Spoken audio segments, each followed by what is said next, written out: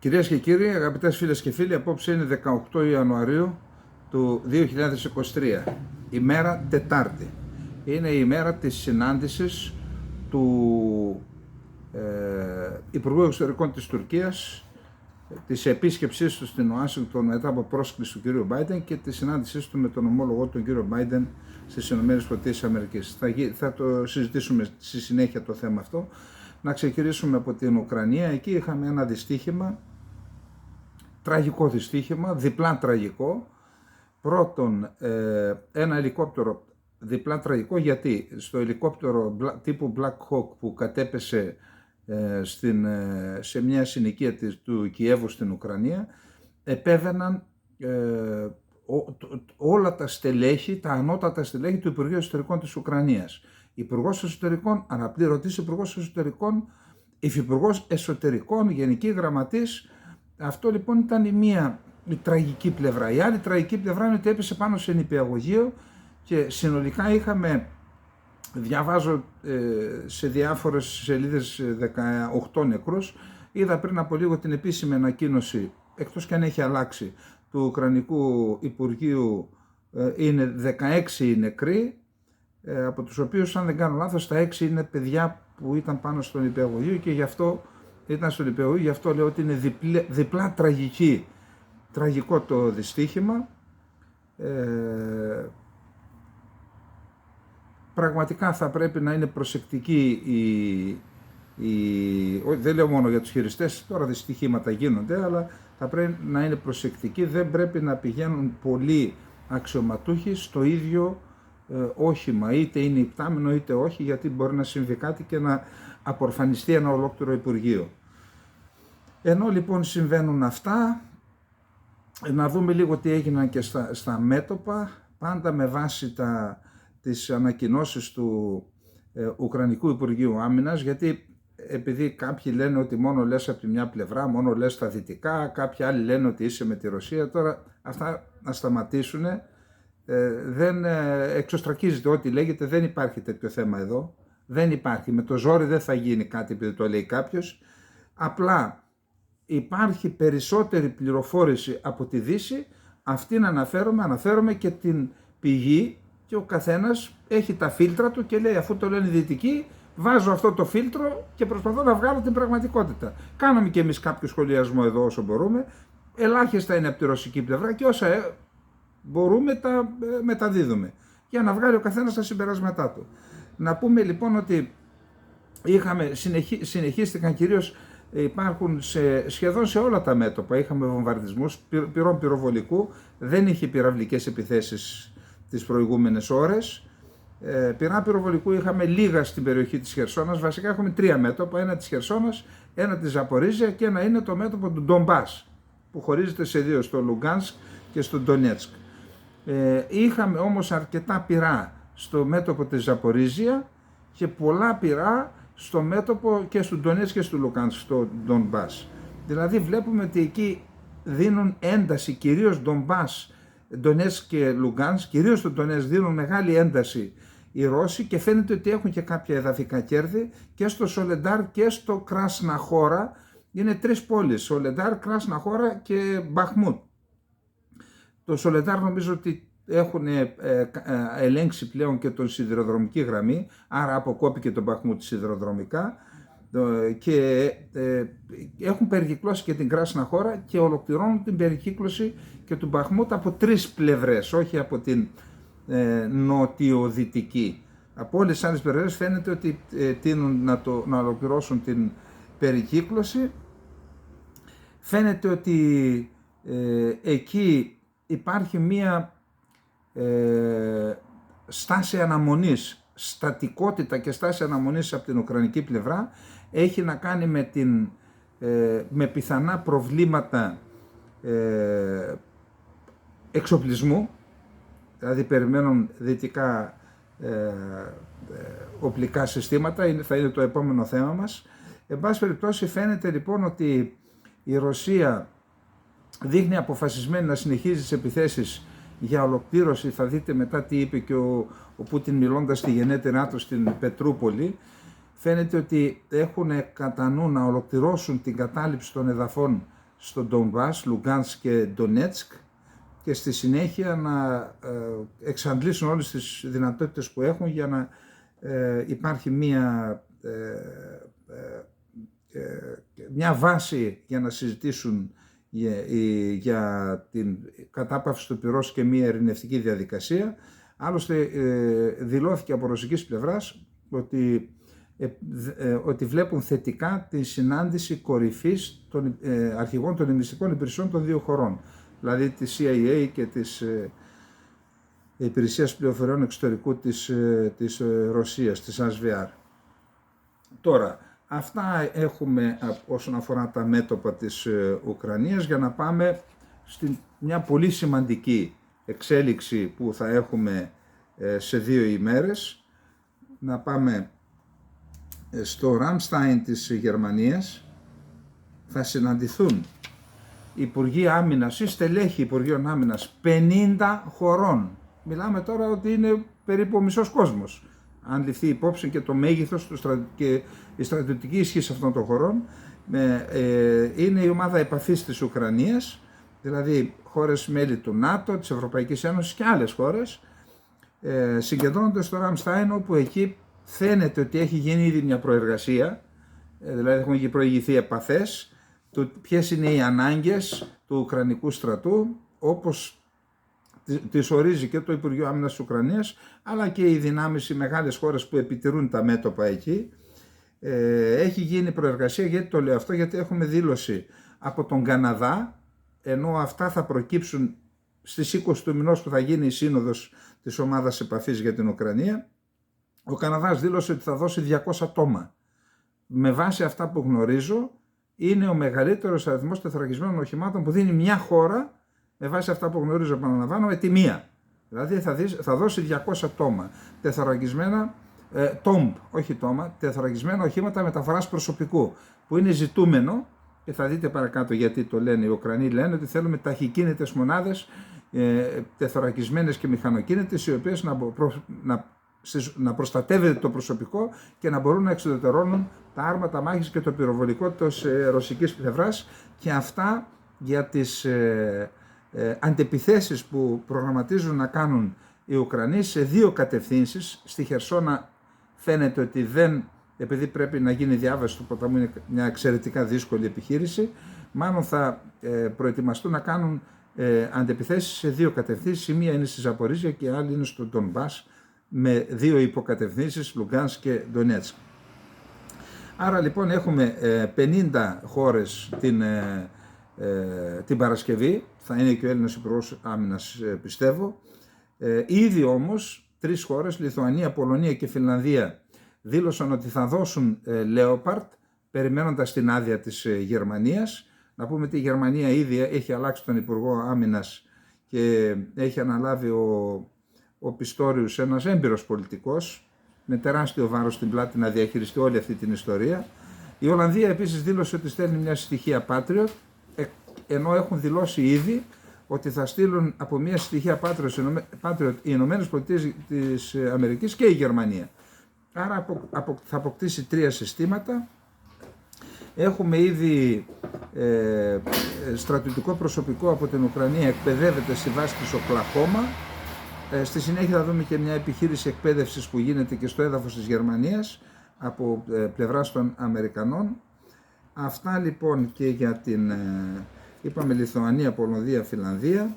Να δούμε λοιπόν, έχουμε μια δήλωση από πλευράς των Ρώσων για το θέμα των πύραυλων στο Δνίπρο. Ο μόνιμος εκπρόσωπος της Ρωσίας στον ΟΗΕ, ο Βασίλη Νεμπένζνια, δήλωσε ότι ο πύραυλος που έπεσε στην πολυκατοικία στο Δνίπρο ήταν ουκρανικός, και είπε επακριβώς τα εξής. Ένας ρωσικός πύραυλος που στόχευε μια εγκατάσταση ενεργειακής υποδομής καταρρίφθηκε από την Ουκρανική αεράμινα.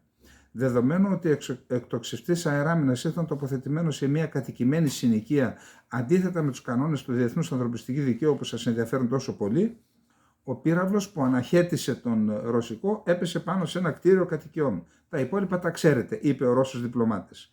Εάν οι Ουκρανικές αρχές είχαν προσέξει το διεθνές ανθρωπιστικό δίκαιο, αυτή η τραγωδία δεν θα είχε συμβεί ποτέ, είπε ο Ρώσος διπλωμάτης, ο οποίος εξαπέλυσε τα περάτωκα των Δυτικών και για τις οπίτους για τις επιδρομές των Ουκρανών στο Ντονέτσκ.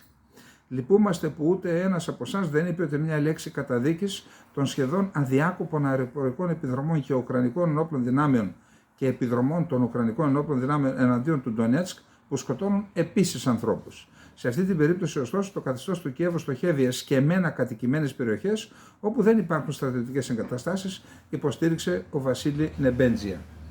Λοιπόν, να δούμε λοιπόν τι συμβαίνει τώρα. Είπαμε ότι η ουκρανική πλευρά περιμένει την στρατιωτική βοήθεια. Η στρατιωτική βοήθεια, από ό,τι διαβάζω, είναι θέλουν 300 άρματα μάχης τύπου Leopard, και αυτό γιατί δεν θέλουν πολυτυπία, δεν θέλουν διαφορετικούς τύπους αρμάτων, δηλαδή Leclerc γαλλικά, Challenger αγγλικά, Abrams αμερικανικά. Μάλιστα διαβάζω ότι τα Abrams δεν τα θέλουν γιατί έχουν τεράστια κατανάλωση καυσίμων και έχουν έλλειψη, έχουν πρόβλημα γι' αυτό. Θέλουν λοιπόν μόνο Leopard άρματα μάχης, ενώ τα τεθωρακισμένα οχήματα μεταφοράς προσωπικού ή τα τεθωρακισμένα οχήματα μάχης, εκεί δεν τους ενδιαφέρει αν έχει πολυτυπία, τους ενδιαφέρει να μην υπάρχει πολυτυπία στα άρματα μάχης. Είπαμε ότι θέλουν να δημιουργήσουν ένα στρατό 5 με 7 τεθωρακισμένες ταξιαρχίες, περίπου 35.000 άτομα, με σύγχρονο δυτικό οπλισμό, τον οποίο θα το χρησιμοποιήσουν σε 2 κατευθύνσεις επιθέσεως, η μία στο μέτωπο της Ζαπορίζια και η μία στο μέτωπο του Ντονέτσκ και του Λουγκάνσκ. Αυτά λοιπόν έχουμε για την διάσκεψη. Όλα θα κρυθούν, είπαμε, στη διάσκεψη στις 20, την Παρασκευή στις 20 Ιανουαρίου. Να πούμε ότι ο Σεργέη Σοϊγκού έχει ήδη δηλώσει ότι θα αυξηθεί ο ετοιμοπόλεμος στρατός της Ρωσίας από 1,15 εκατομμύρια που είναι σήμερα σε 1,5 εκατομμύρια μέχρι το 2026. Υπάρχει και μια άλλη εξέλιξη. Ο Αντρέι Μεντβέντεφ, ένας ας πούμε βετεράνος, πρώην διοικητής ομάδας μισθοφόρων της εταιρείας Wagner, που πολέμησε στον Ντομπάς της Ανατολικής Ουκρανίας, δραπέτευσε, πέρασε από τον αρκτικό κύκλο στην Νορβηγία και τώρα θέλει να καταθέσει για εκτελέσεις λιποτακτών από τους Ρώσους και για διάφορες άλλες παραβιάσεις των ανθρωπίνων δικαιωμάτων που γίνονται από πλευράς της Ρωσίας. Τώρα λέει ο διπλωμάτης,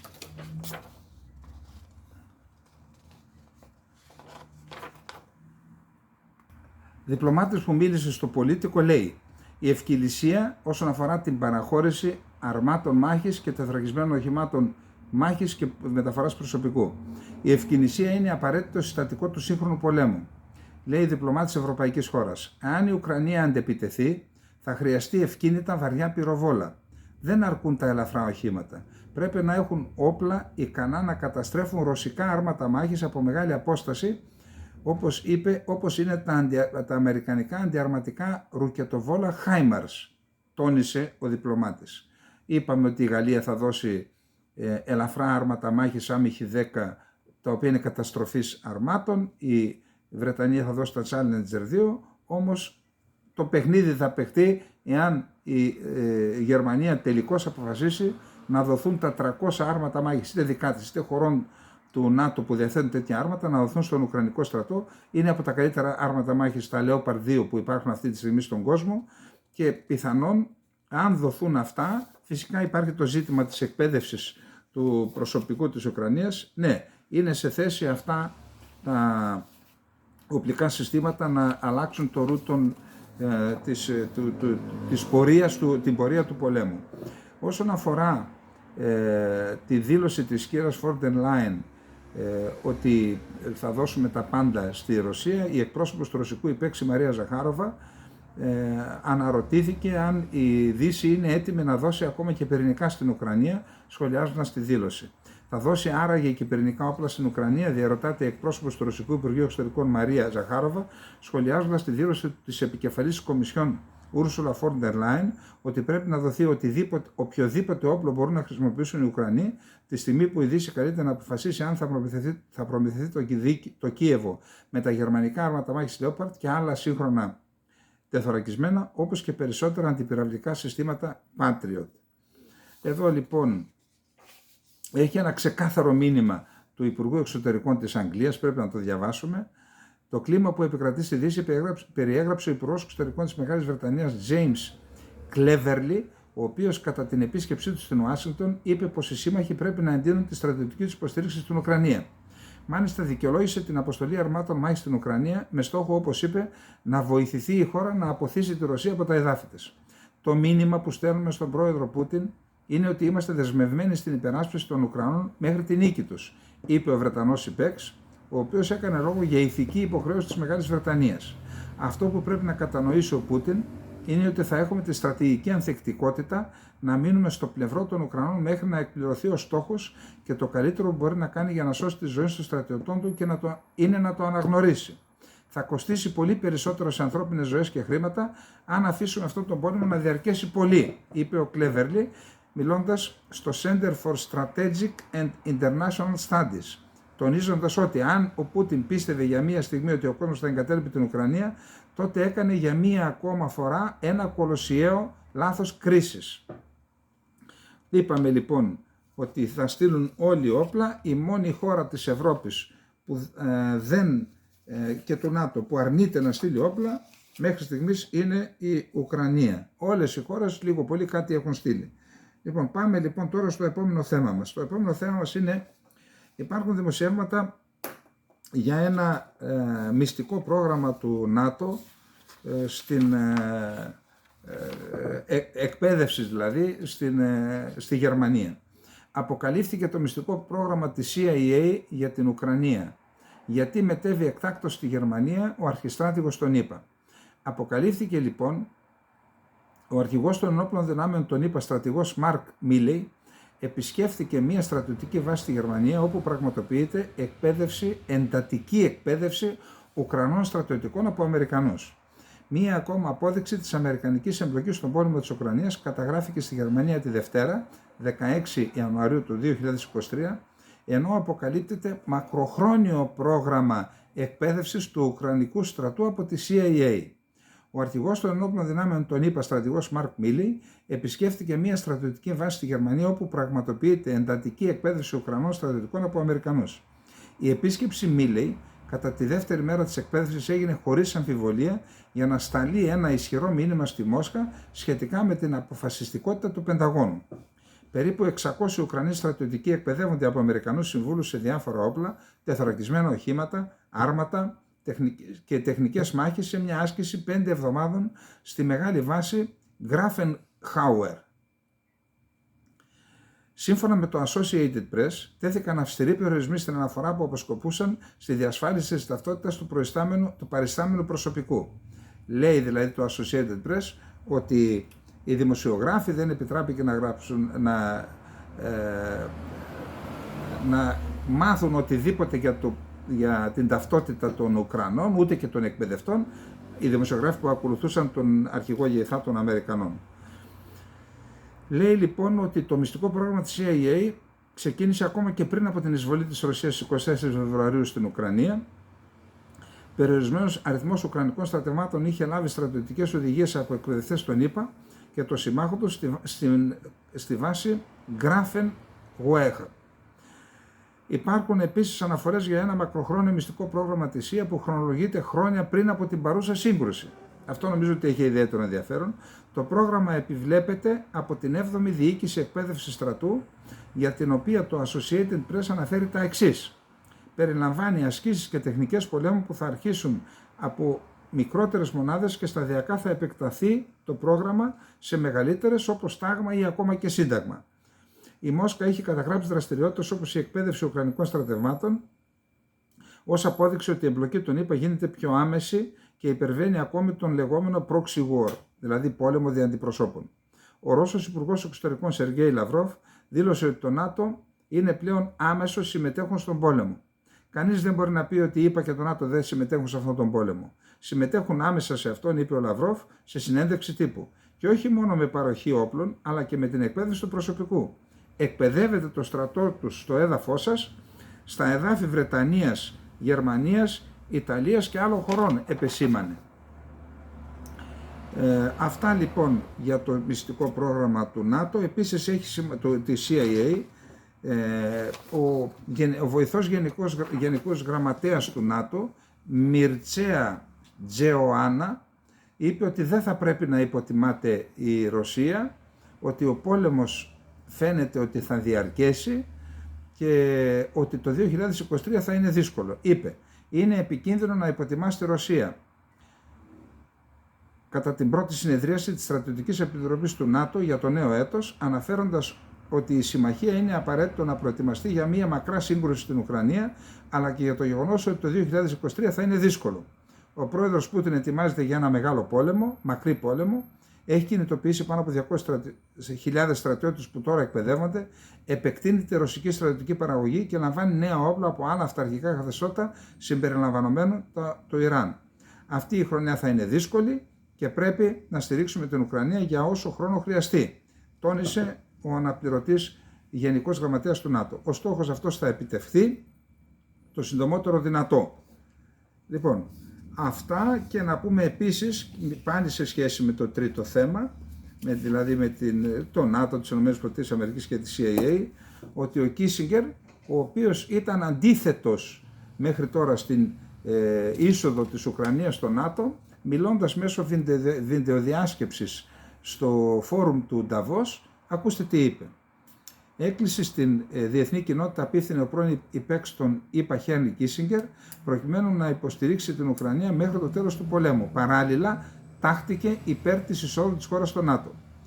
Είπε, πριν από αυτόν τον πόλεμο ήμουν αντίθετος στην προοπτική προσχώρηση της Ουκρανίας στο ΝΑΤΟ, επειδή φοβόμουν ότι η προσχώρηση θα προκαλούσε ακριβώς όσα βλέπουμε να εκτελήσονται τώρα. Με τα σημερινά δεδομένα όμως, τόνιζε ότι δεν έχει νόημα η ουδετερότητα της Ουκρανίας και συμπλήρωσε ότι η προσχώρηση της Ουκρανίας στο ΝΑΤΟ θα ήταν ενδεδειγμένη μόλις επιληθεί η σύγκρουση. Ο 99χρονος Κίσιγκερ υπογράμμισε επίσης ότι πρέπει να γίνει ό,τι είναι δυνατόν για να αποτραπεί μια μετοπική στρατιωτική σύγκρουση της Δύσης με τη Ρωσία και να διατηρηθούν οι διάβλοι επικοινωνίας με τη Μόσχα προκειμένου να της δοθεί η ευκαιρία να ενταχθεί στο διεθνές σύστημα μόλις επιτευχθεί ειρηνική συμφωνία. Επιλέξει είπε. Οι ΗΠΑ υποστήριξαν την Ουκρανική αντίσταση, θα πρέπει να εξακολουθήσουν να την υποστηρίζουν και εφόσον χρειαστεί να ενισχύσουν τη στρατιωτική βοήθεια έως ότου επιτευχθεί η εκεχηρία ή συμφωνηθεί εκεχηρία για τη διεξαγωγή ειρηνευτικών συνομιλιών. Λοιπόν, να κάνουμε μια ανακεφαλαίωση στο τρίτο θέμα, πριν πάμε στο τέταρτο. Από αυτά που διαβάζω, βλέπω και εισπράττω, φαίνεται ότι και οι δύο πλευρές, και η ρωσική πλευρά και η Δύση, η άλλη πλευρά, είναι αποφασισμένοι να συνεχίσουν αυτόν τον πόλεμο. Θεωρώ δεδομένο ότι την Παρασκευή στην Σύνοδο Κορυφής των 50 χωρών θα αποφασιστεί να παραχωρηθούν όπλα στην Ουκρανία. Αυτό λοιπόν θα γίνει γνωστό, δεν μπορεί να κρατηθεί μυστικό τώρα, όταν εμπλέκονται 50 χώρες, θα γίνει γνωστό, κάποια στοιχεία του τέλος πάντων. Με βάση αυτό φαίνεται ότι θα δούμε και παρακάτω, ότι θα πάρει μέτρα αντίστοιχα και η Ρωσία, για να μην υποστεί ήττα στα μέτωπα όταν η Ουκρανία είναι έτοιμη για αντεπιθέσεις, που αυτό θα γίνει πιθανόν μέσα στο έτος, γιατί να δοθούν τα άρματα, να ενταχτούν, να εκπαιδευτούν, να συγκροτηθούν οι ταξιαρχίες, θέλει χρόνο, αλλά μέχρι το καλοκαίρι αυτό θα γίνει. Άρα θα ακολουθήσουν και από την άλλη πλευρά αντίστοιχες προετοιμασίες. Να είμαστε έτοιμοι λοιπόν για συνέχιση του πολέμου, πιθανότητα και για αύξηση της έντασης του πολέμου. Αυτό συνάγεται από όλα όσα διαβάσαμε από τη μια και θα δούμε και από την άλλη πλευρά. Να πάμε λοιπόν τώρα στο επόμενο θέμα. Τι είπε ο Πούτιν σε διάγγελμα που έβγαλε, με βάση όλα αυτά έκανε και ένα διάγγελμα που τώρα αφού είπαμε όλα αυτά αντιλαμβανόμαστε γιατί είπε αυτά στο διάγγελμα. Ο Βλαντιμίρ Πούτιν είπε ότι δεν έχει καμία αμφιβολία ότι η νίκη της Ρωσίας στην Ουκρανία είναι αναπόφευκτη, απευθυνόμενος στους εργαζομένους σε εργοστάσιο όπλων που επισκέφθηκε στην Αγία Πετρούπολη σήμερα. Ο Ρώσος ηγέτης ισχυρίστηκε επίσης ότι οι ενέργειες της Μόσχας στην Ουκρανία έχουν σκοπό να σταματήσουν έναν πόλεμο που μένεται στην Ανατολική Ουκρανία εδώ και πολλά χρόνια. Θα δείτε που τοποθετεί πλέον, ξεκαθαρίζουν οι θέσεις της Ρωσίας. Κατά τη διάρκεια συνάντησής του με βετεράνους στη γενέτειρά του, είπε ότι η Ρωσία επιδιώκει εδώ και καιρό να διαπραγματευτεί μια διευθέτηση της σύγκρουσης στον Ντομπάς της Ουκρανίας. Είδατε, περιορίζεται στον Ντομπάς, δηλαδή εάν ολοκληρώσει την κατάληψη του Ντομπάς θα πει εδώ ελάτε να τα βρούμε. Όπου αυτονομιστές που υποστηρίζονται από τη Μόσχα μάχονται με τις ουκρανικές δυνάμεις από το 2014. Μεγάλες κλίμακας επιχειρήσεις που περιλαμβάνουν βαρέα όπλα, πυροβολικό, τάγκς και αεροσκάφη δεν έχουν σταματήσει στον Ντομπάς από το 2014. Το μόνο που κάνουμε σήμερα ως μέρος της ειδικής στρατιωτικής επιχείρησης είναι μια προσπάθεια να σταματήσουμε αυτόν τον πόλεμο που ξεκίνησε το 2014. Αυτό είναι το νόημα της λειτουργίας μας, η προστασία των ανθρώπων που ζουν σε αυτές τις περιοχές, είπε ο Πούτιν. Δηλαδή τι λέει? Ότι εγώ έκανα αυτόν τον πόλεμο αυτή την ειδική στρατιωτική επιχείρηση, επειδή ο πόλεμος είχε αρχίσει από πλευράς της Ουκρανίας από το 2014 εναντίον του Ντομπάς με βαριά όπλα, πυροβολικό, άρματα και αεροσκάφη. Παρακάτω, περιγράφοντας τα ανατολικά της Ουκρανίας ως ιστορικά εδάφη της Ρωσίας, είπε ότι η αποστολή στρατευμάτων στην Ουκρανία της 24 Φεβρουαρίου του 2022 ήταν απαραίτητη για την προστασία των ρωσόφωνων και τη διεξαγωγή αποστρατιωτικοποίησης και αποναζιστικοποίησης της Ουκρανίας για να αποτραπεί η απειλή για τη Ρωσία. Εδώ βάζει τώρα το γενικό πλαίσιο. Παράλληλα είπε ότι οι εργαζόμενοι στη στρατιωτική βιομηχανία ενδέχεται να εξαιρεθούν από την επερχόμενη στρατολόγηση την Άνοιξη. Επιλέξει, είπε, όσο για τους στρατεύσιμους που καλούνται για στρατιωτική θητεία, λαμβάνοντας υπόψη ότι η αμυντική βιομηχανία είναι επί του παρόντος καταπονημένη και λαμβάνοντας υπόψη το γεγονός ότι εργάζεται σε 3 βάρδιες και τα προϊόντα των επιχειρήσεων της αμυντικής βιομηχανίας έχουν μεγάλη ζήτηση, τώρα αναζητούμε το ενδεχόμενο να δοθεί αναβολή σε όσους πρέπει να κληθούν για στρατιωτική θητεία εργαζόμενους στις πολεμικές βιομηχανίες. Πιστεύω ότι αυτό το ζήτημα θα επιληθεί σύντομα, είπε. Τώρα, στο μεταξύ ο Πούτιν δέχεται να ανακοινώσει σήμερα ακόμα ένα γύρο επιστράτευσης, καθώς η Ρωσία προσπαθεί να ενισχύσει τις ένοπλες δυνάμεις της στην Ουκρανία, πιστεύουν αναλυτές του Ινστιτούτου για τη Μελέτη του Πολέμου, που έχει έδρα τη ΣΥΠΑ. Εδώ λοιπόν, σε αυτό το συμπέρασμα καταλήγουν για τα προηγούμενα που διαβάσαμε. Η κινητικότητα στη Δύση προκαλεί την αντίστοιχη κινητικότητα από την άλλη πλευρά.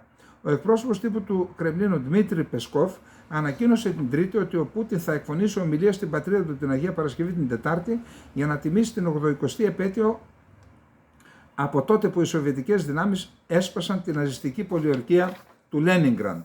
Αυτή θα μπορούσε να είναι μια κατάλληλη ημερομηνία για να ανακοινωθεί μια τέτοια κινητοποίηση, σημείωσαν αναλυτές. Ο Πούτιν λατρεύει να χρησιμοποιεί συμβολικές ημερομηνίες για να απευθυνθεί στο ρωσικό λαό και ορισμένοι Ρώσοι φιλοπολεμικοί σημείωσαν ότι θα εκμεταλλευτεί αυτή την ευκαιρία είτε να κηρύξει επιστράτευση. Λοιπόν, αυτά είχαμε να πούμε και το τέταρτο θέμα μας. Να πούμε επίσης ότι υπάρχουν δημοσιεύματα που ότι τμήματα του ιδιωτικού στρατού της Βάγνερ, παρεμπιπτόντως χθες είπα Black Rock, όχι, η αντίστοιχη Wagner τον είπα είναι η Blackwater. Με διόρθωσε κάποιος σχολιαστής και το αναφέρω ότι από τη Wagner λοιπόν αυτόν τον ιδιωτικό στρατό θα μεταφέρονται μέσω της αεροπορικής βάσης Χμεϊμίν στη Λατάκια, μεταφέρονται πίσω στη Ρωσία και από τη Ρωσία στην Ουκρανία, που σημαίνει ότι ενισχύονται οι δυνάμεις της Wagner που είχαν μια επιτυχία στο Σολεντάρ, κατέλαβαν την πόλη. Αυτά λοιπόν και για τον Πούτιν και τη Βάγνερ. Να πάμε τώρα στα άλλα τα ζητήματα που έχουν για μας πιο κοντινό ενδιαφέρον, είναι στην περιοχή μας δηλαδή. Είναι γνωστό ότι σήμερα σε λίγο ξεκινάει η συνάντηση του Μπλίνκεν. Ο Μπλίνκεν δέχεται για συζήτηση τον ομόλογό του από την Τουρκία, τον Μevlut Çavuşoğlu. Ενώ λοιπόν γίνεται αυτό, είπαμε προχθές ότι είναι περίεργο, ενώ θα έπρεπε η Τουρκία να ρίξει τους τόνους για ζητήματα που ενοχλούν τη ΣΥΠΑ και να πάει με καλύτερους όρους και προϋποθέσεις να συναντήσει τον Çavuşoğlu, συναντήθηκε χθες ο Ερντογάν με τον Çavuşoğlu, συναντήθηκαν με τον Υπουργό Εξωτερικών του Ιράν, τον Αμπντουλαχιάν. Τώρα λοιπόν πιστεύω ότι αυτό γίνεται για να τορπιλήσουν ή να δημιουργήσουν προβλήματα, αν θέλετε, στην επίσκεψη Çavuşoğlu στις ΗΠΑ, σε συνάντηση με τον Μπλίνκεν. Έχουμε δύο δηλώσεις, και από το Ιράν και από τη Ρωσία. Για να δούμε τι λένε. Το Ιράν είναι πολύ ικανοποιημένο από τον διάλογο μεταξύ της Τουρκίας και της Συρίας, δήλωσε σήμερα, την ημέρα της συνάντησης, ο Ιρανός Υπουργός Εξωτερικών Χουσέιν Αμίρ Αμπντολαχιάν. Είμαστε πολύ ικανοποιημένοι που βλέπουμε ότι οι σχέσεις μεταξύ της Δαμασκού και της Άγκυρας αρχίζουν να αλλάζουν, δήλωσε ο Υπουργός που ταξίδεψε στην Τουρκία, χθες που είπαμε. Νομίζουμε ότι οποιαδήποτε θετική εξέλιξη μεταξύ των δύο χωρών θα είναι ωφέλιμη για την περιοχή και τις χώρες μας, πρόσθεσε ο Αμπντολαχιάν.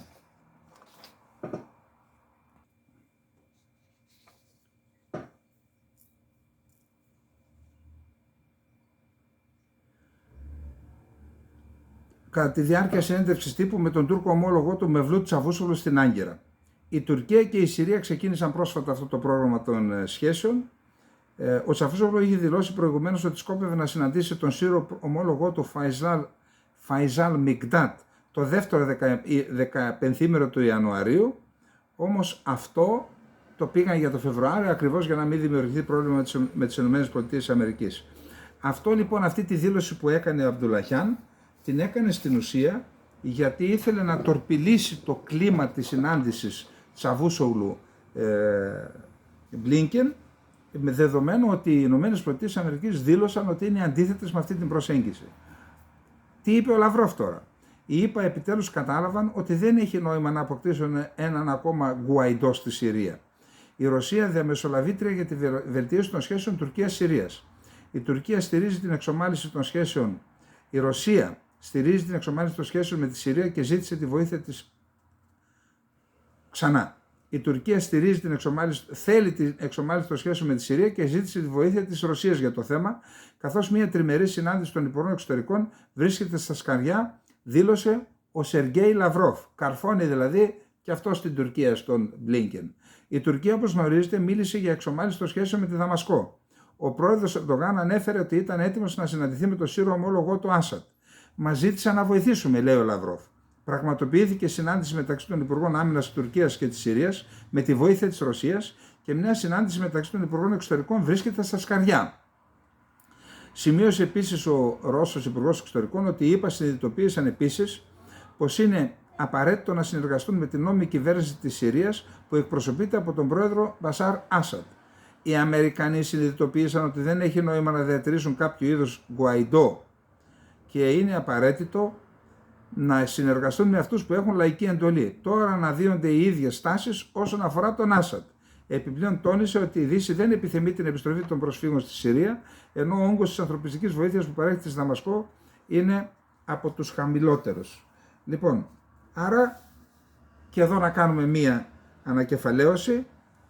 Ρωσία και Ιράν τορπιλίζουν, δηλώνοντας την ημέρα που θα συναντηθεί ο Çavuşoğlu με τον Μπλίνκεν, ότι εμείς θέλουμε την Τουρκία να τη φέρουμε κοντά και είμαστε ευχαριστημένοι, λέει και το Ιράν. Τι σημαίνει αυτό? Θέλουν να τορπιλήσουν τη συνάντηση και την προσέγγιση της Τουρκίας με τις ΗΠΑ.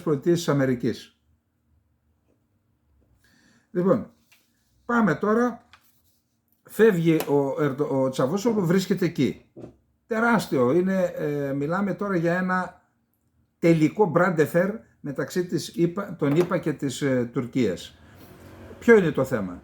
Η κύρια ατζέντα είναι τα F-16. Η Τουρκία, λόγω του τεράστιου λάθος, κάποια στιγμή θα τον ευγνωμονούμε εδώ στην Ελλάδα τον Ερντογάν, Η Τουρκία, ξέρετε, όταν εμείς κοιμόμασταν με τα τσαρούχια, συμμετείχε στο πρόγραμμα ως συμπαραγωγός χώρα τον F-35. 105 αεροσκάφη θα έπαιρνε. Ήδη θα είχε παραλάβει τώρα περίπου τα μισά. Ενώ λοιπόν ήταν σε εξέλιξη αυτή η διαδικασία, ενώ είχε ήδη παραλάβει 2 αεροσκάφη, ενώ ήταν χειριστές στις ΗΠΑ και έκαναν εκπαίδευση, ο Ερντογάν, θα πω μια λέξη, του τη βάρεσε και πήγε και πήρε S-400 από τη Ρωσία. Γιατί πήρε S-400?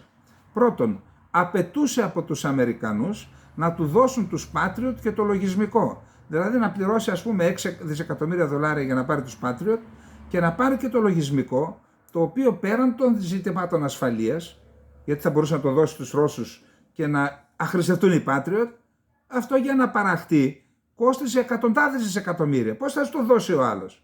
Και αντί για αυτό, για αντεκδίκηση, αλλά και για να εκβιάσει τους Ρώσους, τους Αμερικανούς και να τους εκδικηθεί για την πολιτική του στη Συρία, πήγε και πήρε τους S-400, τον έβαλε στην παγίδα ο Πούτιν και έτσι οι ΗΠΑ ενεργοποίησαν τον νόμο ΚΑΤΣΑ που αφορά εχθρικές δυνάμεις και επέβαλαν κυρώσεις. Τους πέταξαν από το F-35 γιατί δεν είναι άδικο και μιλούμε αντικειμενικά. Όταν δώσεις σε μια χώρα που έχει και το σύστημα S-400 και τα F-35, τότε μπορεί οι S-400 να βρουν τις αδυναμίες των F-35, να μάθουν να τις διαβάζουν, αλλά αν μάθουν οι S-400 της Τουρκίας να διαβάζουν τις αδυναμίες των F-35, επειδή οι Ρώσοι δεν είναι χαζοί, ό,τι διαβάζουν οι Τούρκοι τα διαβάζουν και οι Ρώσοι. Αυτά είναι λιμένα. Οπότε οι Αμερικανοί είπαν τέλος, σας διώχνουμε και δεν. Με αυτόν τον τρόπο όμως, επειδή τα εξοπλιστικά προγράμματα, ιδιαίτερα της πολεμικής αεροπορίας, υπογράφεις τώρα και υλοποιούνται μετά από 5 χρόνια, γι' αυτό εμείς πήραμε, επειδή επιγόμαστε, πήραμε μεταχειρισμένα σε πρώτη φάση Ραφάλ από τους Γάλλους. Η Τουρκία λοιπόν ξέμεινε από αεροσκάφη 5ης γενιάς. Θα είχε σήμερα 50. Ξέμεινε. Και επειδή οι διαδικασίες αυτές είναι αργές και δεν θέλει να απευθυνθεί αλλού για να μην έχει πολιτιπία, ζητάει F-16 Viper, σαν αυτά που παρήγγειλε η κυβέρνηση Τσίπρα Καμένου, σωστή ενέργεια εκείνης της κυβέρνησης, ασχέτως και αν έγινε με λαθασμένο τρόπο.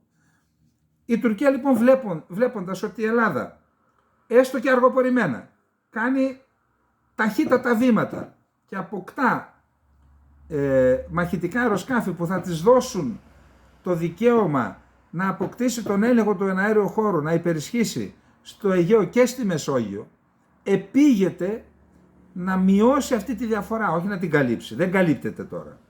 Και τρέχει να πάρει F-16.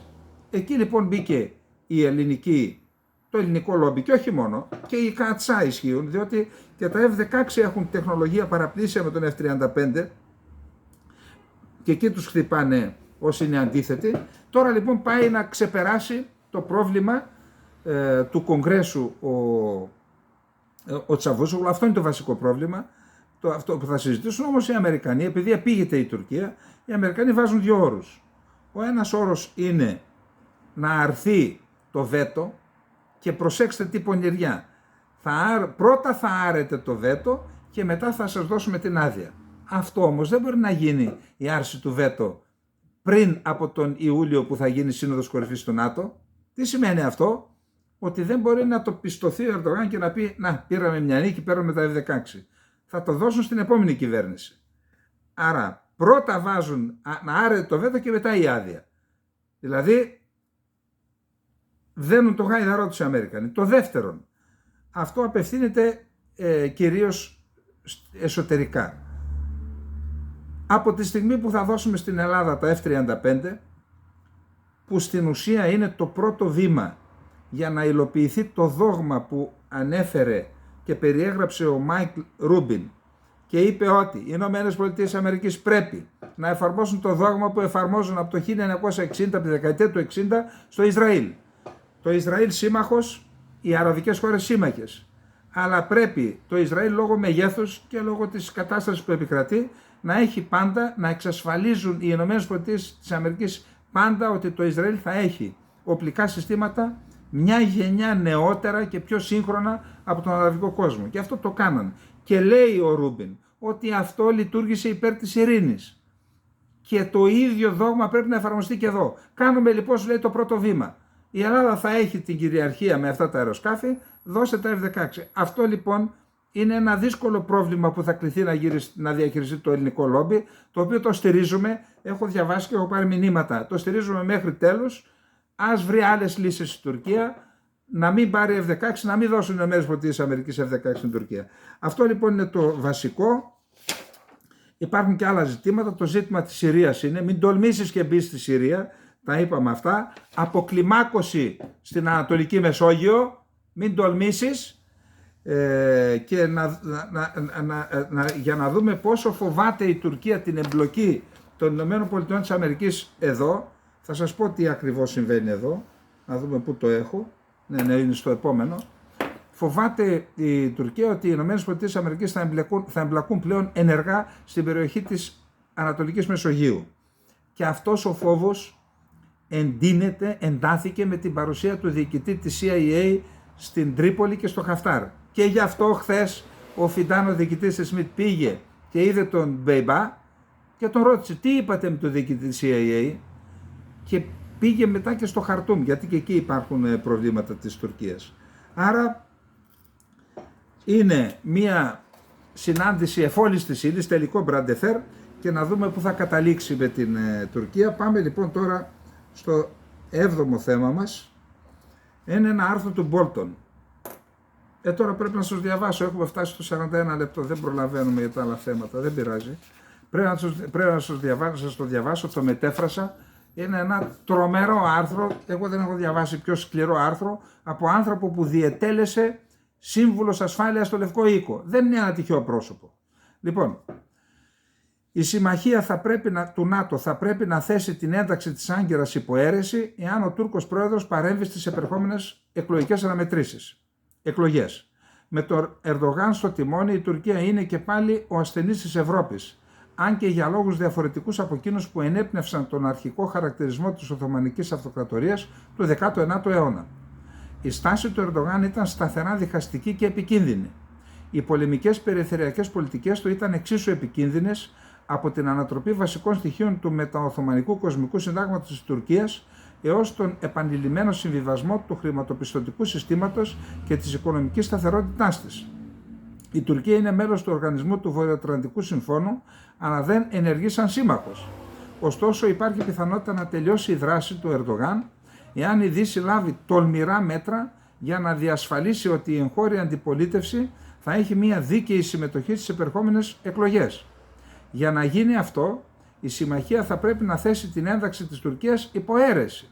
Η εξέταση της αποβολής από το ΝΑΤΟ τώρα θα επιτρέψει τη συμμαχία να συζητήσει τα πλεονεκτήματα και τα μειονεκτήματα της ένταξής της και να τονίσει τόσο στους Τούρκους ψηφοφόρους όσο και στα μέλη του ΝΑΤΟ τα μεγάλα διακυβεύματα των επερχόμενων εκλογών. Δηλαδή, λέει, στην ουσία πείτε και στους Τούρκους πόσα προβλήματα θα αντιμετωπίσετε αν σας διώξουμε από το ΝΑΤΟ. Για να τους πει ψηφίστε την άλλη πλευρά. Οι Τούρκοι ψηφοφόροι θα έχουν την ευκαιρία να πάρουν τη χώρα τους πίσω τον Ιούνιο ή τον Μάιο, εάν ο Ερντογάν δεν χειραγωγήσει στις εκλογές. Οι υποψήφοι της αντιπολίτευσης έχουν μια πραγματική ευκαιρία.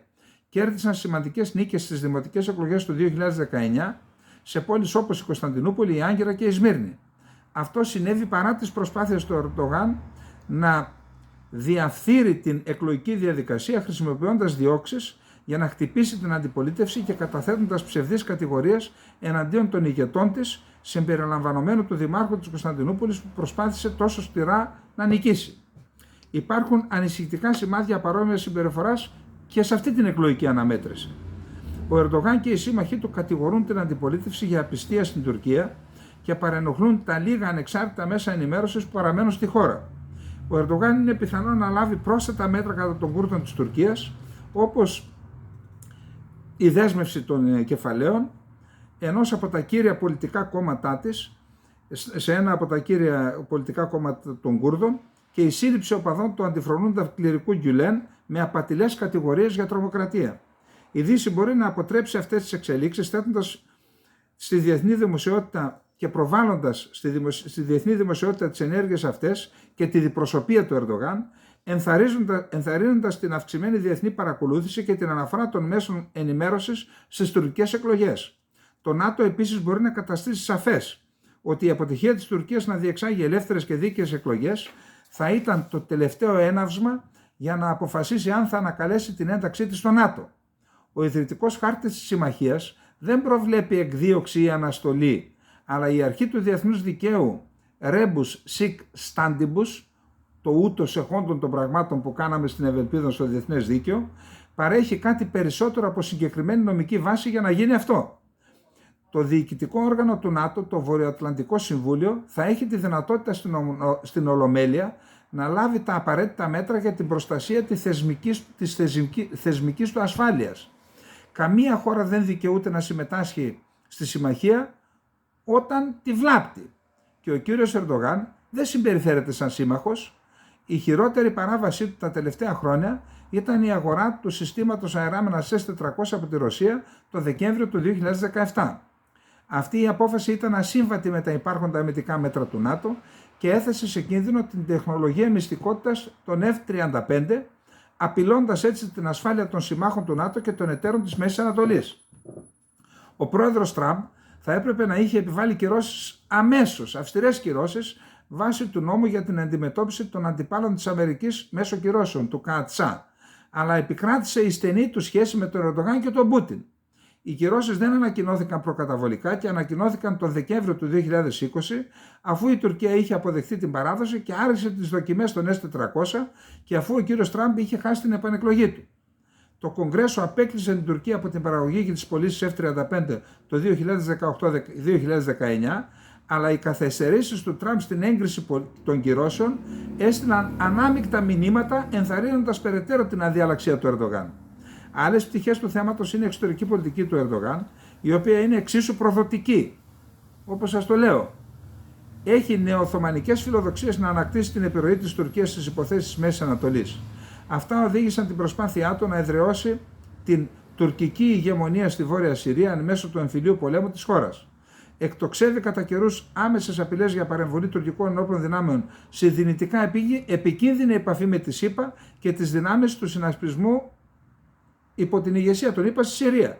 Η στάση αυτή της Άγκυρας έθεσε σε κίνδυνο τις αμερικανικές προσπάθειες. Πρώτον, να νικήσει το χαλιφάτο του ISIS, δεύτερον, να αποτρέψει την αναβίωσή του και τρίτον, να κρατήσει φυλακισμένους Ισλαμιστές εχμαλώτους στη Συρία, που τους κρατούν στο Al-Hol, το στρατόπεδο εχμαλώτων, με τη βοήθεια των Κούρδων οι Αμερικανοί. Κατά τη διάρκεια των μακρών περιφερειακών πολέμων μετά την Αραβική Άνοιξη, ο Ερντογάν εκβίασε την Ευρώπη επιτρέποντας τις ροές προσφύγων μέσω της Τουρκίας προς τις γειτονικές χώρες, στην Ελλάδα δηλαδή, ενώ ανακατεύεται στην αναρχία που επικρατεί σε ολόκληρη τη Συρία. Δηλαδή υποστηρίζει τους τρομοκράτες. Ο συνεπής ανταγωνισμός του προς το Ισραήλ αντικατοπτρίζει ομοίως τους ευρύτερους ηγεμονικούς σχεδιασμούς του στη Μέση Ανατολή. Ενώ ο κ. Ερντογάν κέρδισε επένους για την παροχή μη Μπαϊρακτάρ στην Ουκρανία μετά την εισβολή της Ρωσίας το Φεβρουάριο του 2022, η κίνηση αυτή ήταν περισσότερο ένα διαφημιστικό κόλπο για να προβάλλει διεθνώς το πρόγραμμα παραγωγής drones και η κίνηση αυτή δεν θα έπρεπε να συγκαλύπτει τις συνεχιζόμενες απειλές του προς άλλες κατευθύνσεις. Δηλαδή να μην κρύβεται πίσω από τα Μπαϊρακτάρ και να μην το δικαιολογούν οι δυτικοί, λέει. Ίσως το πιο ορατό από αυτά είναι το σχέδιό του να εμποδίσει την ένταξη της Φινλανδίας και της Σουηδίας στο ΝΑΤΟ, εκβιάζοντας μέτρα για να βοηθήσει την αντικουρδική του σταυροφορία και να καταστήλει τη διαφωνία εντός Τουρκίας και της τουρκικής διασποράς. Αυτή η επιθετική μεταχείριση των δύο ετούντων, η αποδοχή των οποίων υποστηρίζεται από ολόκληρη τη συμμαχία εκτός από την Ουγγαρία, είναι κλασική συμπεριφορά του Ερντογάν. Ο Λευκός Οίκος προφανώς συσχετίζει τις πωλήσεις F-16 στην Τουρκία με την υποστήριξη της ένταξης της Φινλανδίας και της Σουηδίας, αλλά η αντίθεση του Κογκρέσου στις πωλήσεις είναι έντονη, αντανακλώντας τις εκτεταμένες αντιδράσεις και τη δυσαρέσκεια που επικρατεί στη ΣΥΠΑ με την κολυσιεργία της Τουρκίας. Τούρκοι και εξωτερικοί παρατηρητές συμφωνούν ότι ο Ερντογάν θα αιτηθεί στις εκλογές εάν η διαδικασία είναι ελεύθερη και δίκαιη και η αντιπολίτευση παραμείνει αρκετά ενωμένη για να διεξάγει μια αποτελεσματική προεκλογική εκστρατεία. Θα είναι πολύ πιο δύσκολο για αυτόν να επηρεάσει και να ανατρέψει το αποτέλεσμα της ψηφοφορίας εάν το ΝΑΤΟ επιστήσει τη διεθνή προσοχή στις προσπάθειές του με την απειλή της αποβολής της Τουρκίας από τη συμμαχία. Και αν ο κύριος Ερντογάν καταφέρει να κλέψει τις προεδρικές και βουλευτικές εκλογές, τότε το ΝΑΤΟ δεν έχει την πολυτέλεια να αγνοεί τη ζημιά που έχει προκαλέσει τη συμμαχία και στα μέλη της. Το να εξετάσουμε σοβαρά την απέλαση της Τουρκίας ή την αναστολή της ένταξής της είναι προφανώς μια σοβαρή υπόθεση. Αλλά τα πράγματα θα χειροτερέψουν μόνο εάν η συμμαχία αποτύχει να αντιμετωπίσει τη δηλητηριώδη συμπεριφορά του Ερντογάν. Αυτά είπε ο Μπόλτον, ο οποίος υπηρέτησε ως σύμβουλος ασφαλείας του Προέδρου το 2018 και 2019 και πρεσβευτής των ΗΠΑ στα Ηνωμένα Έθνη από το 2005-2006, ήταν και σε άλλες θέσεις σημαντικές. Λοιπόν, αυτά και με τον κύριο Μπόλτον. Θεωρώ ότι ήταν μία ένα από τα σημαντικότερα άρθρα που έχω διαβάσει, με δεδομένο ότι ο άνθρωπος αυτός δεν λέω ότι είναι το πάνω αυτό το άρθρο, αλλά με δεδομένο ότι διετέλεσε σύμβουλος Εθνικής Ασφάλειας στο Λευκό Οίκο, είναι ένα άρθρο που πρέπει να το λάβουμε υπόψη. Αυτό, για όσους ασχολούνται με τα θέματα αυτά, πριν 10 χρόνια όποιος έλεγε ότι θα τεθεί σε αυτό το επίπεδο, έστω και με ένα άρθρο, ζήτημα, στους New York Times είναι το άρθρο, ζήτημα αποπομπής της Τουρκίας από το ΝΑΤΟ, θα σε περνούσε για τρελό, όποιος το έλεγε. Σήμερα λοιπόν λέγεται, και επειδή λένε και ορισμένοι διεθνολόγοι στην Ελλάδα, μα δεν προβλέπεται, μας είπε ότι το ούτως εχών των πραγμάτων, η ρήτρα του διεθνούς δικαίου να εφαρμοστεί, να παγώσει. Αυτό θα είναι πραγματικά μια τεράστια σημασίας εξέλιξη. Εν πάση περιπτώσει δεν ξέρουμε αν θα γίνει, αλλά έστω και ότι συζητείται, είναι ένα τεράστιο θέμα. Λοιπόν, ο Ερντογάν έχει ανακοινώσει πλέον ότι οι εκλογές θα γίνουν στις 14 Μαΐου και δεν ξέρω ποιος σύμβουλος του το πρότεινε αυτό. 14 Μαΐου είχε πάρει τις εκλογές, στις εκλογές που έγιναν στις 14 Μαΐου είχε κερδίσει ο Μεντερές, ο οποίος είπε για πρώτη φορά έσπασε η μονοκρατορία των Κεμαλικών και για πρώτη φορά πήρε τις εκλογές ο λαός. Και λέει τώρα είναι τόσο κρίσιμες όσο τότε, γι' αυτό βάζουμε στις 14, αλλά είδα ότι η αντιπολίτευση απέφυγε να το κάνει, αλλά ξέρουμε όλοι που κατέληξε ο Μεντερές. Ο Μεντερές κατέληξε στην αγχώνη. Δεν ξέρω, πραγματικά δεν μπορώ να καταλάβω γιατί ο Ερντογάν έκανε αυτήν την αναφορά. Πάντως βλέπω ότι όσον αφορά τα εσωτερικά της Τουρκίας έχει προβλήματα η αξιωματική αντιπολίτευση. Λέγεται ότι την υποψηφιότητα, την κοινή υποψηφιότητα των 6 κομμάτων θα την ανακοινώσει ο γυρεότερος των 6, που είναι ο Καραμολάογλου. Ο Καραμολάογλου είναι παλιός συνεργάτης του Νεζμετίν Ερμπακάν, σκληρός Ισλαμιστής. Πιθανότητα θα είναι ο Κιλισδάρογλου. Οι ενδείξεις αυτό μας λένε. Είδα ότι και ένας γυρεός ηγέτης των Κούρδων του HDP, του HDP, λέει και αυτός είναι ένας έμπειρος, έχει την εμπειρία, λέει, για τον Κιλισδάρογλου. Υπάρχουν ενστάσεις, είπαμε, στα 6 κόμματα και στους ψηφοφόρους, διότι ο Κιλισδάρογλου κουβαλάει 2 αμαρτίες σε εισαγωγικά. Είναι Κούρδος και Αλεβίτης. Εν πάση περιπτώσει θα δούμε τι θα γίνει. Εάν δεν ανακοινωθεί ο υποψήφιος, δεν μπορούμε να πούμε τίποτα τις εκλογές, ό,τι και να λένε οι δημοσκοπήσεις που φέρουν τον Ερντογάν να χάνει. Πρέπει να δούμε πρώτα ποιος είναι ο ανθυποψήφιος του Ερντογάν και μετά να δούμε τι και πώς. Λοιπόν, πάμε τώρα, είδα πριν σήμερα, είδα λοιπόν ότι ο Μπρέτ Μαγκέρκ είναι ο σύμβουλος του Προέδρου Biden για την περιοχή της Μέσης Ανατολής και για το Κουρδιστάν. Ένας υψηλόβαθμος διπλωμάτης, ο οποίος διετέλεσε αντιπρόσωπος του Biden στη Συρία τότε που ήταν οι δύσκολες μάχες εναντίον του Ισλαμικού κράτους. Ο Μπρέτ Μαγκέρκ ήταν αυτός ο αρχιτέκτονας, θα έλεγα, της συνεργασίας των ΗΠΑ με τις δημοκρατικές δυνάμεις της Συρίας, με τους Κούρδους, και γι' αυτό η Τουρκία τον καθίβρισαν με κάθε τρόπο όσο ήταν σε αυτή τη διαδικασία. τον έχουν προσβάλει πολλές φορές προσωπικά. Ο Μπρέτ Παγκέρκ λοιπόν, μαζί με τον Άμος Χοκστάιν, που είναι σύμβουλος και αυτός του Προέδρου Μπάιντεν για θέματα διεθνών υποδομών και ενεργειακής ασφάλειας, είδα ότι έκαναν επίσκεψη σε 3 πρωτεύουσες. Πρώτα πήγαν στην πρωτεύουσα της Ιορδανίας, στο Αμάν, που συναντήθηκαν εκεί αρμοδίως. Στη συνέχεια πήγαν στη Βαγδάτη και συναντήθηκαν με τον Υπουργό Εξωτερικών και Ενέργειας, αν δεν κάνω λάθος, και στη συνέχεια πήγαν και στην Αρμπίλ, στην πρωτεύουσα της αυτόνομης διοίκησης του Κουρδιστάν. Και εκεί είδα ότι συναντήθηκαν και με τον παππού Μεσούντ Μπαρζανί, ο οποίος τώρα δεν έχει κάποιο θεσμικό ρόλο, αλλά είναι ο γυρεότερος και θα έλεγα ότι έχει έναν συμβολικό ρόλο στην περιοχή, και στη συνέχεια συναντήθηκαν ξεχωριστά με τον πρόεδρο της Αυτόνομης Δημοκρατίας του Κουρδιστάν και άλλα στελέχη του Δημοκρατικού Κόμματος του Κουρδιστάν, και στη συνέχεια στην ίδια πόλη, στην Αρμπίλ, συναντήθηκαν με τον Μπαφέλ Ταλαμπανί και άλλα στελέχη, είδα 4 ισχυρά στελέχη της Πατριωτικής Ένωσης του Κουρδιστάν, το PUK.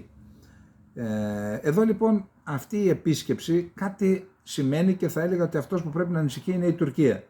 Διότι φαίνεται ότι η παρέμβαση των ΗΠΑ, φαίνεται, επαναλαμβάνω, ξεκινάει από αυτό το τόξο, Ιορδανία, Ιράκ, Κουρδιστάν, προς δυσμάς, προς εμάς δηλαδή, και το διασυνδέω και με την επίσκεψη του διοικητή της CIA στην Λιβύη, με την πρόσκληση του Υπουργείου Ενέργειας της Λιβύης στις ΗΠΑ και με την επικείμενη επίσκεψη του Μπλίνκεν μετά από 1 μήνα ακριβώς, 20 Φεβρουαρίου, στην Ελλάδα, στην Τουρκία και στο Ισραήλ. Εδώ θα έλεγα ότι δικαιούμαστε να διασυνδέσουμε αυτές τις εξελίξεις με το άρθρο του Ρόναλντ Μαϊνάρτους, ο οποίος Ρόναλντ Μαϊνάρτους είναι πολιτικός σχολιαστής και κύριος ερευνητής του Ελιαμέπ, ο οποίος στα μέσα της δεκαετίας του 90 διατέλεσε διευθυντής της ελληνικής σύνταξης Deutsche Welle, ο οποίος σε άρθρο του στην Deutsche Welle αναφέρεται στην κρυφή διαμεσολάβηση του Βερολίνου στα ελληνοτουρκικά, προσέξτε, και στην Κύπρο. Δηλαδή το μοντέλο των ΗΠΑ μεταξύ Λιβάνου και Ισραήλ πάει να εφαρμοστεί και εδώ. Μυστικές δηλαδή διαβουλεύσεις και συνομιλίες μεταξύ Γερμανίας, Ελλάδας και Τουρκίας και για την Κύπρο. Θα το δούμε.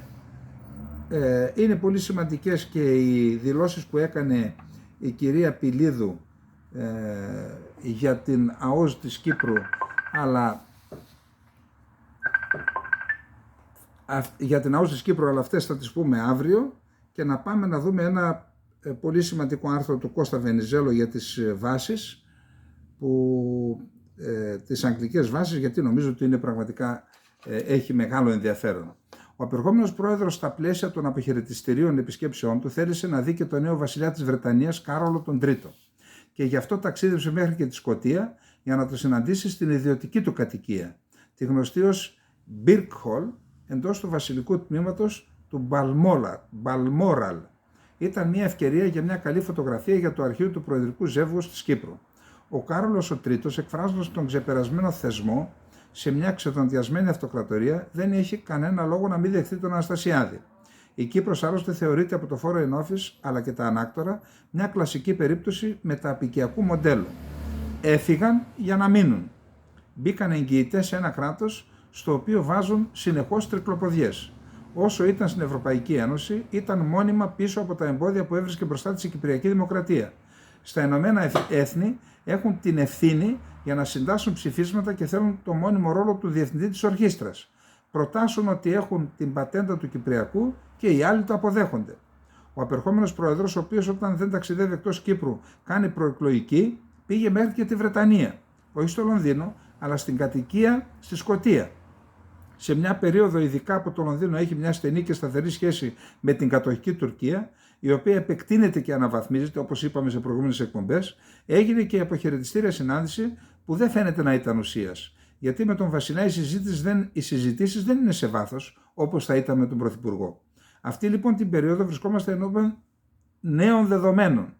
Οι δύο αυτές χώρες, Βρετανία και Τουρκία, συνεργάζονται και στην αμυντική βιομηχανία.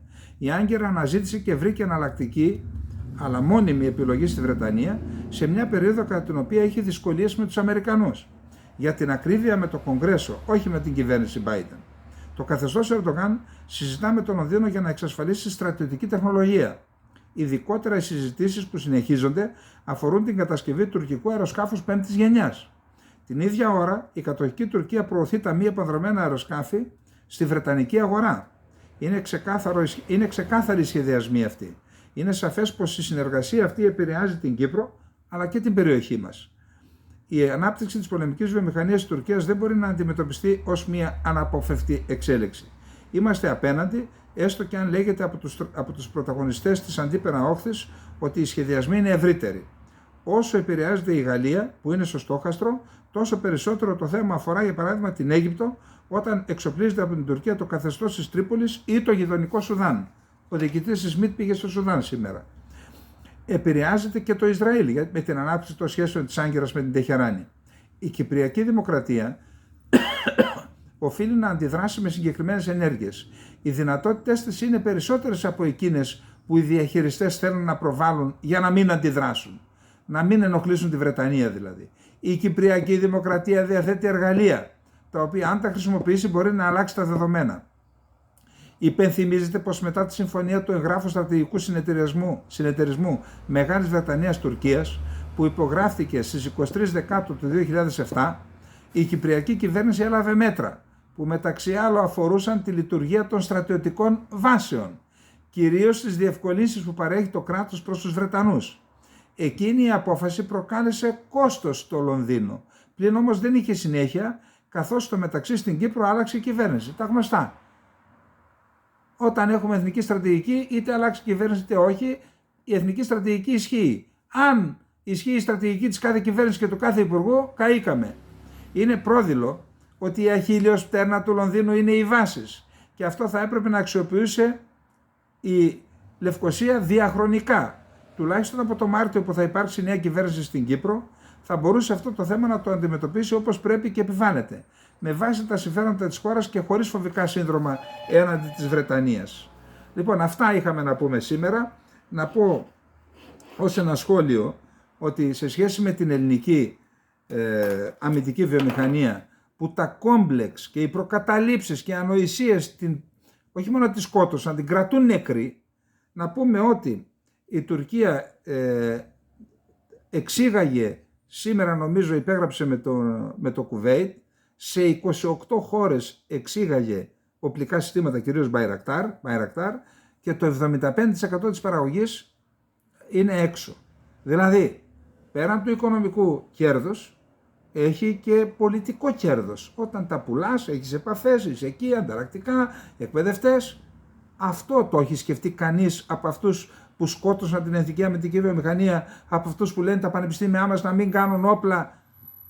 Ζούμε σε έναν κόσμο ο οποίος έχει αυτή την πραγματικότητα. Άμα θέλουμε να βάλουμε το κεφάλι μας στην άμμο σαν τη στροφοκάμιλο, όταν το βγάλουμε θα είναι αργά. Και να πω και για τον δήμαρχο του Ιάσμου, δεν τον έπαυσε ο γραμματέας της αποκεντρωμένης διοίκησης της περιφέρειας Ανατολικής Μακεδονίας και Θράκης, έπαυσε όμως τις αποφάσεις που είχε πάρει, και διαβάζω τώρα ότι ο Μουμίν, ο δήμαρχος του Ιάσμου, ετοιμάζεται να κάνει προσφυγές. Ας κάνει όσες θέλει, έστω και αυτό ήταν μια θετική ενέργεια. Τις παράνομες ενέργειες λοιπόν του δημάρχου τις εξουδετερώσε η αποκεντρωμένη διοίκηση. Λοιπόν, αυτά είχαμε να πούμε. Θεωρώ ότι και αυτό έπρεπε να το θίξουμε. Μέχρι αύριο να είστε όλες και όλοι καλά. Στην αυριανή εκπομπή θα δούμε τι έγινε και στην Ουάσιγκτον μεταξύ Μπλίνκεν και Τσαβούσογλου. Λοιπόν, καλή νύχτα σας.